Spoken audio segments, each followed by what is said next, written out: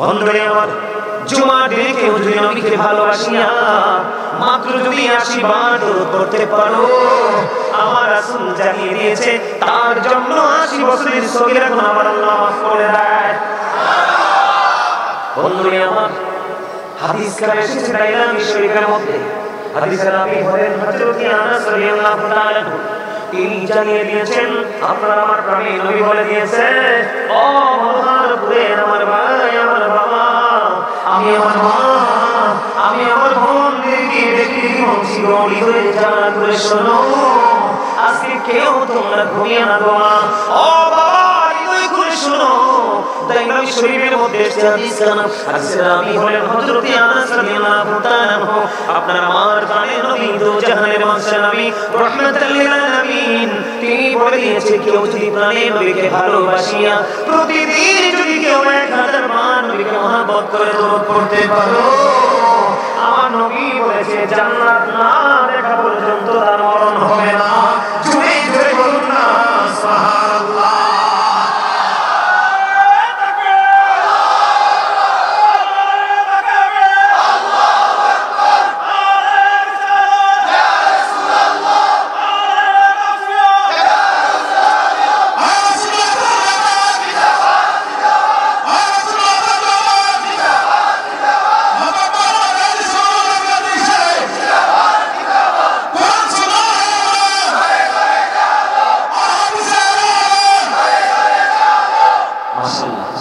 আলহামদুলিল্লাহ বলে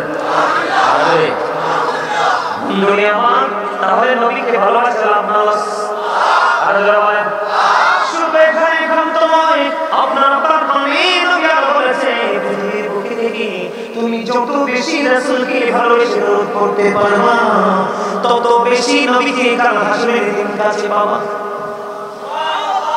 এত আস্তে এই শেষ করে দিলাম, ছোট্ট করে বলে দিলাম বন্ধুরে আমার, এই জিকির আল্লাহ বলেছেন ইয়া আইয়ুহাল্লাযীনা আমানু যকুরুল্লাহা যিকরান কাসীরা ওয়াসাব্বিহুহু বুকরাতাও ওয়াসীলা।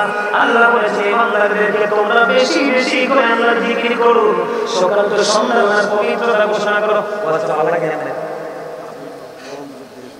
আলহামদুলিল্লাহ, শুনেন কাছে ভালো লাগতেছে আপনি যে বসছেন। আল্লাহ বলেছে বান্দাদেরকে কি করেন, কোন বেঈমান, কোন কাফির, কোন মুশরিককে বলে না খেয়াল করে নামাজ বুঝে নিতে হবে। আল্লাহ শুরুতেই বলেছেন ইয়া আইয়ুহাল্লাযীনা আমানু, আল্লাহ ঈমানদারদেরকে ডাক দিয়েছেন। ঈমানদারের কাছে জিকির মজা লাগবে, মাহফিল মজা লাগবে, ঈমানদারের কাছে আলেমদের জবানের কথা মধুর লাগবে, কিন্তু মুনাফিকের কাছে, বেঈমান কাফিরের কাছে ভালো লাগবে না। এই জন্য আমার আল্লাহ ডাক দিয়েছেন ইয়া আইয়ুহাল্লাযীনা আমানু। আল্লাহ রাব্বুল আলামিন ঈমানদারদেরকে ডাক দিয়ে বলেছেন ইয়া আইয়ুহাল্লাযীনা আমানু যকুরুল্লাহা যিকরান কাসীরা ওয়াসাব্বিহুহু বুকরাতাও ওয়াসীলা। আল্লাহ বলেছেন ঈমানদারেরা তোমরা বেশি বেশি করে কি করো, জিকির করো, সকাল থেকে সন্ধ্যা আল্লাহর পবিত্রতা ঘোষণা করো। এবার প্রশ্ন আসতে পারে, বলো হুজুর জিকির কেমন করে করব? ফাযকুরুল্লাহা কিয়ামান, দাঁড়িয়ে দাঁড়িয়ে জিকির করো, ও কুউদান বসে বসে জিকির করো, ওয়া যুনুবিকুম শুয়ে শুয়ে জিকির করো। তারপরেও জিকির বন্ধ করা যাবে না। তবে জিকিরটা কেমন করে করবেন, হালটা কেমন হতে হবে, আপনার আমার প্রাণের নবী তিনি বলে দিয়েছেন বন্ধু, জিকির তোমরা এমন ভাবে করো মানুষ দেখলেই যেন তোমাদেরকে পাগল বলে।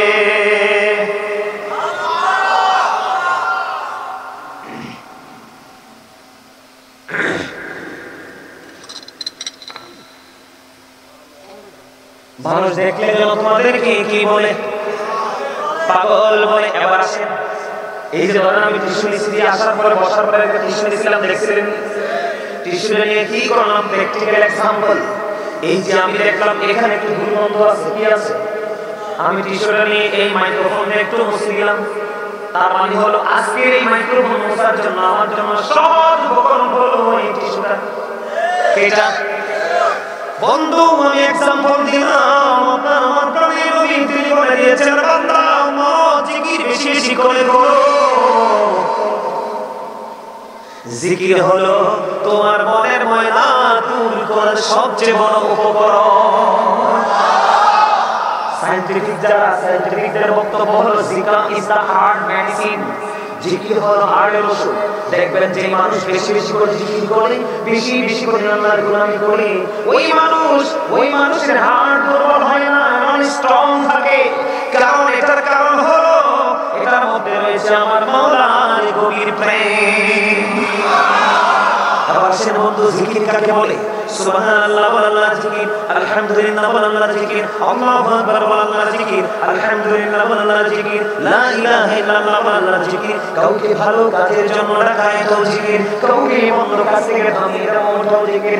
নামাজ বানিয়েছেন নামাজও জিকির, নামাজ আল্লাহর জিকির জলসা।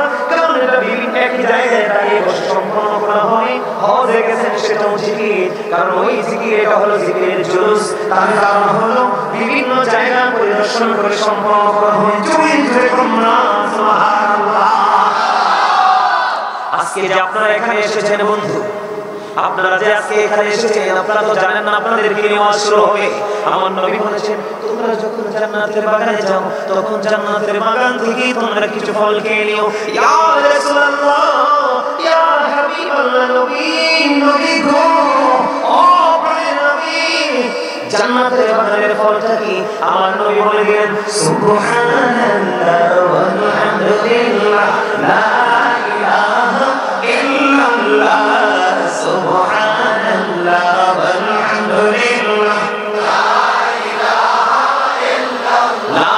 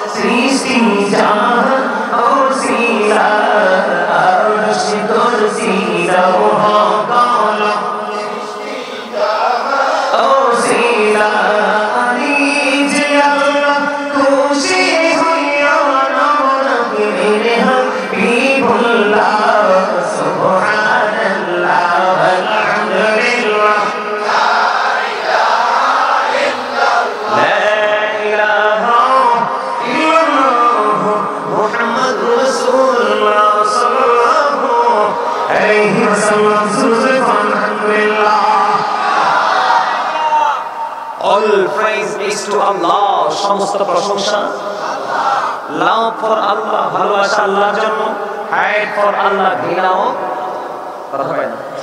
এই জায়গাকে ভালোবাসা কিসের জন্য? আল্লাহর জন্য, ঠিক না ভাই? এবার সে বন্ধু মজার খবর, আপনারা হাইটে আসছেন না মাহফিলে। হযরত আবু হুরায়রা রাদিয়াল্লাহু তাআলা থেকে হাদিস বর্ণিত বন্ধু, আপনারা আমার প্রাণের নবী রাহমাতুল আলামিন তিনি বলে দিয়েছেন, খেয়াল করবেন গভীর খেয়াল, অত্যন্ত মজার একটা হাদিসে। ও বন্ধু, আপনারা জিকির করতে এসেছেন, আপনাদেরকে ছোট্ট একটা ধন্যবাদ দিয়ে আমি আজকে শেষ করব না।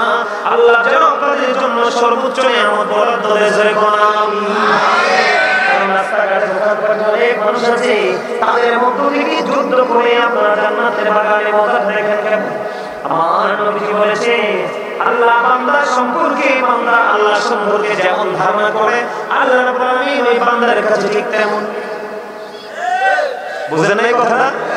মানে আমি আল্লাহকে যেমন মনে করব, যেমন एग्जांपल স্বরূপ আমি আজকে মাহফিলে আসার সময় মনে মনে নিয়ত করেছি, মালিক এত সুন্দর আলোচনা করার তৌফিক দিও গো, যেন প্রত্যেকটা মানুষের হৃদয়ে সারা জীবনের জন্য অমর হয়ে থাকে। কিন্তু আসার পরে দেখলাম ঠিক তেমনি আমার নবীর হাদিস আমার বাস্তবতা মিলে গেল। আপনি আসার সময় খেয়াল করেছেন আল্লাহ গো, সারা জীবন গুনাহ করেছি, আজকে কত আলেম আসবে, তাদের সংস্পর্শে যাব, আমি বিশ্বাস করি জীবনের গুনাহগুলো তুমি মাফ করে দিবে। আপনার এই প্রত্যাশার কারণে আমার মালিক আপনার গুনাহ মাফ করে দিবে। এটা বলেছে কি? আমার নবীজি বলেছে। নবীজির কথা সত্য না মিথ্যা? হযরত মুহাম্মদ সাল্লাল্লাহু আলাইহি ওয়াসাল্লাম was born in a country, ইহুদিদের বক্তব্য দেখেন আমার নবী নিয়ে ইহুদিরা কি বক্তব্য দেয়। হযরত মুহাম্মদ সাল্লাল্লাহু আলাইহি ওয়াসাল্লাম was born in a country, his father's name was Abdullah, his mother's name was Amina. His father died before he was born. He lost his mother in his childhood. He was very truthful. আপনার আমার নবী ছিলেন শ্রেষ্ঠ সত্যবাদী। আওয়াজ করে বলেন সুবহানাল্লাহ। এটা কিন্তু কোন মুসলমানের বক্তব্য নয়, এটা ইহুদিদের বক্তব্য। তাই আমরা কেমন নবী পাইছি? আমাদের কপাল ভালো না? আর জোরে বন্ধুরে আমার, শুধু তাই নয়, আমার নবীজি বলেছেন আমাদের দেখান, কেউ যদি জিকির করার জন্য মালিকের দিকে এক বিঘা পরিমাণ এগিয়ে যায় রে, আমার আল্লাহ হাবিবকে দেখে দেখে বলেছে, হাবিব গো আপনি আপনার এই পাগল উম্মতগুলোকে জানিয়ে দেন হাদিস শরীফের ভাষা অনুযায়ী না বোঝানোর জন্য কিছু বন্ধু আমি অ্যাড করে নিচ্ছি।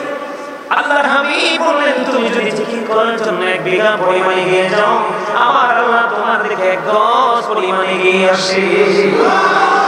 বন্ধু শুধু তাই নয় রে, ও আমার ভাই, আমার বাবারা, আপনাদের দাম কত বেশি। আমার নবীজি বলেছেন, কেউ যদি জিকির করার জন্য মালিকের দিকে এক হাত পরিমাণ এগিয়ে যায় রে, আমার মালিক ওই বান্দার দিকে 2 হাত পরিমাণ এগিয়ে আসে। ও বন্ধু, বুখারী শরীফের মধ্যে এসে হাদিস কেন রে এত মজা। আমি যখনই দাদাভাই বসে আমি শুধু পড়তেই থাকি, মনে হয় যেন সাদ বন্ধু কমে না। আমার মালিক আমাদেরকে এত বেশি ভালোবাসে রে, আমরা আমাদের মালিকের ভালোবাসাকে মূল্যায়ন করতে জানি না। একমাত্র কারণ সেটা হলো পৃথিবীর লোভ লালসা। বন্ধু আমার, এবার আমার নবী বলেছেন, কেউ যখন জিকির করার জন্য মালিকের দিকে হেঁটে হেঁটে যায়, আমার নবীজি জানিয়ে দিয়েছে আল্লাহ তোমার ওই বান্দার দিকে দৌড়ে আসে। আজকে আপনারা আমরা এই জান্নাতের বাগানে বসেছি কিনা? এই জান্নাতের বাগানে আমরা বসেছি বন্ধু। আমার নবী জানিয়ে দিয়েছে, হাবিব আপনি জানিয়ে দেন, এই পৃথিবীর বুকে কেউ যদি নরমাল জলসায় বসে বসে মালিকের জিকির করে, আপনি জানিয়ে দেন আমি তার চাইতে উত্তম জলসায় আমি আমার ওই বান্দার জিকির করি। জোরে জোরে বলনা সুবহানাল্লাহ। আপনি বসে বসে মাওলার জিকির করেছেন, এখন আপনাকে যদি কেউ প্রশ্ন করে, হুজুর আমি তো আল্লাহর জিকির করি, আল্লাহ এখন কি করে? আপনি বলে দিবেন, আমি যেহেতু জয় করে মালিকের জিকির করেছি রে, আমার মালিক এখন আমার জিকির করে, কারণ কোরআন এবং হাদিস দুটোতে প্রমাণিত। সুবহানাল্লাহ। এই জিকিরের মধ্যে সবচেয়ে বড় জিকির হলো বন্ধু নামাজ। সূরা আনকাবুতের মধ্যে আমার আল্লাহ বলে দিয়েছেন, ইন্না সালাতা তানহা আনিল ফাহশাই ওয়াল মুনকার, নামাজ মানুষকে খারাপ কাজ থেকে বাঁচায় রাখে। জোরে জোরে কন্যা সুবহানাল্লাহ। আমার দিকে তাকান, মজার খবর আমি বলি বন্ধু, হাদিস শরীফের মধ্যে এসেছে আপনার আমার প্রাণের নবী বলে দিয়েছেন, আসসালাতুল খামস ওয়াল জুমআতু ইলাল জুমআ ওয়া রামাদানু ইলা রামাদান মুকাফফিরাতুন লিমা বাইনাহুন্না ইলা তিলাতিল কাবাইর। আমার নবী বলেছেন, 5 সালাতুল খামস, 5 ওয়াক্ত নামাজ, ওয়াল জুমআতু ইলাল জুমআ, এক জুমা থেকে আরেক জুমা, ওয়া রামাদানু ইলা রামাদান, এক রমজান থেকে আরেক রমজান। এই জায়গার মধ্যে বন্ধু, এক রমজান থেকে আরেক রমজানের মধ্যে গ্যাপ হলো 305 দিনের। কত দিনের? ওয়াল জুমআতু ইলাল জুমআ, এক জুমা থেকে আরেক জুমা পর্যন্ত গ্যাপ হলো 8 দিনের, এক সপ্তাহ। আসসালাতুল খামস, 5 ওয়াক্ত নামাজ, ফজর থেকে জোহর, জোহর থেকে আসর, আসর থেকে মাগরিব, গ্যাপ আছে না নাই? মজার খবর, আপনি যখন 5 ওয়াক্ত নামাজ সঠিকভাবে বন্ধ করবেন, গ্যাপের ছোট গুনাহ কাফারা হয়ে যাবে। এক জুমা থেকে আরেক জুমা যখন সঠিকভাবে আদায় করবেন, তখন আপনার কি হয়ে যাবে? একটি সপ্তাহের গুনাহ কাফারা হয়ে যাবে। যদি আপনি এক জুমা থেকে এক রমজান থেকে আরেক রমজান পর্যন্ত যদি সঠিকভাবে আদায় করতে পারেন, আপনার এই 2 রমজানের মাঝখানে গুনাহ কাফারা হয়ে যাবে। তবে শর্ত হলো মুকাফফিরাতুল লিমা বাইনাহুন্না ইলা তিলাতিল কাবাইর। শর্ত হলো কবিরা গুনাহ থেকে বেঁচে থাকতে হবে, কবিরা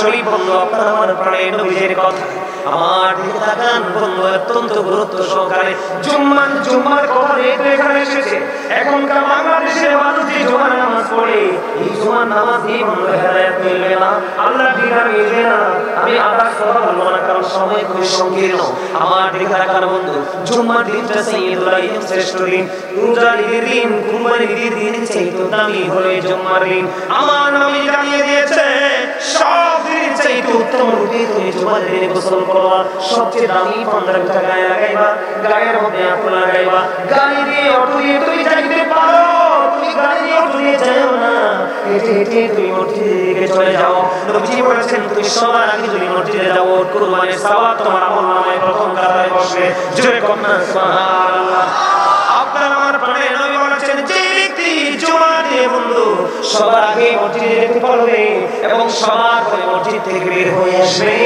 তার বের হওয়ার পরে বাড়ি যাইতে যতগুলো কদম লাগবে প্রত্যেকটা কদমে কদমে আলাদা আলাদা করে এক বছরের নফল ইবাদতের সওয়াব দেওয়া হবে আর জোরে কন্যা সুবহানাল্লাহ তাহলে জুমা দিনে আগে যাবেন না পড়ে যাবেন যদি আপনি সবার পরে যান আমি আজকে বলে দিয়ে যাই ও বন্ধু যেহেতু জিকির নিয়ে আলোচনা করছি যদি আপনি সবার পরে যান ইন কেস ইমাম সাহেব খুতবা নিয়ে মিম্বরে দাঁড়িয়ে গেল আপনি নামাজ পড়েছেন ঠিকই কিন্তু জুম্মার দিনে ফেরেশতাদের নোটবুকে যেই নামটা ওঠার কথা ওই জুম্মার দিনের মুসল্লি হিসাবে আপনার নামটা উঠবে না বলে হুজুর কেন গো এই নামটা না ওঠার কারণ হলো যখন ইমাম সাহেব খুতবা নিয়ে যখন মিম্বরে দাঁড়িয়ে যায় খুতবা দেওয়ার জন্য তখন ওই ফেরেশতারা তার নোটবুকটাকে বন্ধ করে ওই ইমাম সাহেবের খতিব সাহেবের খুতবা শোনার জন্য দাঁড়িয়ে যায় জুরি জুরি আল্লাহু আকবার এই জন্য আপনাকে নামাজ পড়তে হলে অত্যন্ত সেনসিটিভ ভাবে পড়তে হবে বন্ধু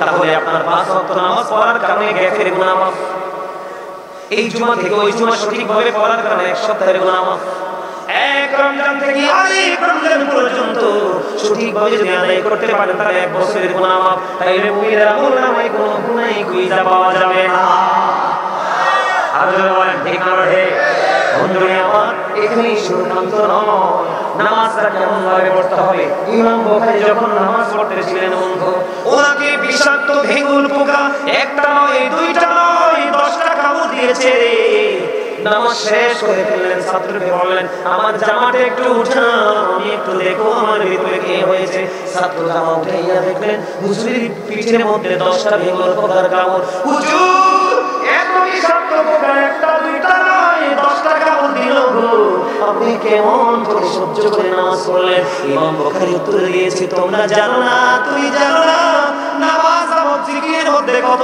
মজা রে ও বন্ধু সালাতু মিরাজুল মুমিন নামাজ হলো মুমিনদের জন্য মিরাজ কিতাবুল জান্নাতি সালাত নামাজ জান্নাতের চাবি ইমাম বুখারী ডাক দিয়ে বললেন আমি যখন নামাজে দাঁড়িয়ে গেলাম আমি যখন নামাজে দাঁড়িয়ে ওই মধুর কোরআন আল্লাহর লৌহে মাহফুজের কোরআন আল্লাহর বাণী কোরআন যখন আমি তেলাওয়াত করতে শুরু করলাম আমার কাছে এত মধুর লাগছে ওই বিঙ্গুর পোকার বিষ আমি অনুভবই করতে পারি না জোরে জোরে বন্ধু ওই পূর্বসূরি আইমাই کرام যারা ছিলেন তাদের জীবনে যদি আপনি তালাশ না করেন তাহলে আপনি নিজেকে অ্যাক্টিভ করতে পারবেন না এক্সপেরিয়েন্স ম্যান হিসেবে প্রিপেয়ার করতে পারবেন না আপনি খাজা গরিবে নামাজ আমাদের পাশের দেশ হিন্দুস্তানে শুয়ে আছে তিনি কম পক্ষে 40 বছর তিনি এশারের ওযু দিয়ে ফজরের নামাজ পড়েছে জোরে কন্না সুবহানাল্লাহ আর জোরে বলনা সুবহানাল্লাহ বন্ধুরা আমার দিকে তাকান নামাজ যদি আপনি নামাজের মতো পড়তে পারেন এখন শিখে দিলেন কিনা গাছের পাতা ঝরে ঝরে পড়ছে কিনা এদিক তাকান পড়বে কিনা এখন হয়তো পড়া শুরু হয়নি কিছুদিনের মধ্যে পড়া শুরু হবে আমি আপনাদেরকে বলি হযরত আবু যর রাদিয়াল্লাহু তাআলা থেকে হাদিস জানা বর্ণিত আপনার আমার প্রাণের নবী তিনি কি করলেন শীতের দিনে বন্ধু বের হওয়ার পরে চাইয়া দেখলেন গাছের পাতাগুলো শীতের কারণে শুষ্ক হয়ে ঝরে ঝরে পড়ে এটা দেখে এই গাছের ডাল ধরলেন ধরার পরে আবু যরকে ডাক দিলেন আবু যর উত্তর দিলেন লাব্বাইকা ইয়া রাসূলুল্লাহ আবু যর যখন উত্তর দিল ইয়া রাসূলুল্লাহ আমি হাজির গো আমি হাজির ও মনোহরপুরের মানুষ ও ভাই আমার বাবা গো আমি আমার মা বোনদেরকে বলছি হৃদয়ে জানা করে শোনো, কত প্রেমের খবর আমার নবী দিয়েছে। শুধু পৃথিবীর লোভ লালসা, পৃথিবীর টেনশনে আমরা এই প্রেম থেকে বের হয়ে যাচ্ছি। ঠিক না? এবার কি বলেন আমার নবীজি বললেন, রে আবু জাহল তুমি চাইয়া দেখো শীতের কারণে শুষ্ক হয়ে গাছের পাতাগুলো কেটে বিরামহীনভাবে ঝরে ঝরে পড়ছে। এই আবু